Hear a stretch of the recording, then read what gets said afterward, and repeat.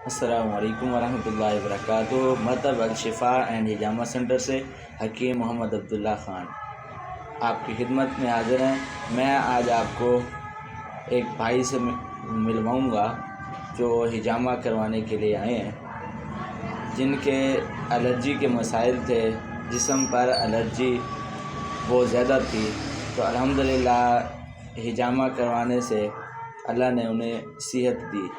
تو میں بھائی سے پوچھتا ہوں کہ اب ہجامہ کروانے کے بعد وہ کیا محسوس کر رہے ہیں۔ جی سجاد بھائی۔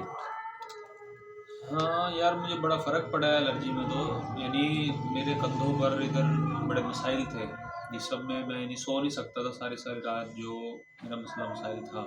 یعنی یہ کیفیت تھی کہ 1 سال تو میں بے چین ہو کے میں نے گزارا ہے۔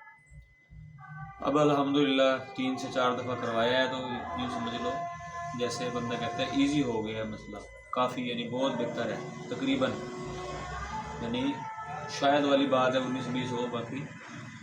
تو آپ پھر کیا کہنا چاہ رہے ہیں کہ باقی بھائیوں سے کہ ہجامہ کروانا چاہیے یا نہیں کروانا چاہیے؟ بہت اچھی چیز ہے، بہت ہی اچھی چیز ہے۔ یعنی ایسی چیز میں نے غذا کے ذریعے میں نے ایسا نہیں دیکھا علاج ہو۔ جو بھائی پریشان ہیں وہ بھی میں ان کو تاکید کروں گا کہ وہ کروائیں، بہت اچھی چیز ہے۔ شکریہ، جزاک اللہ۔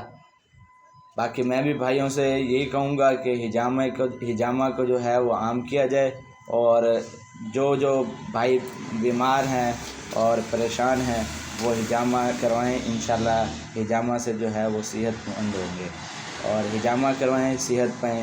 آپ کا میزبان حکیم محمد عبداللہ خان۔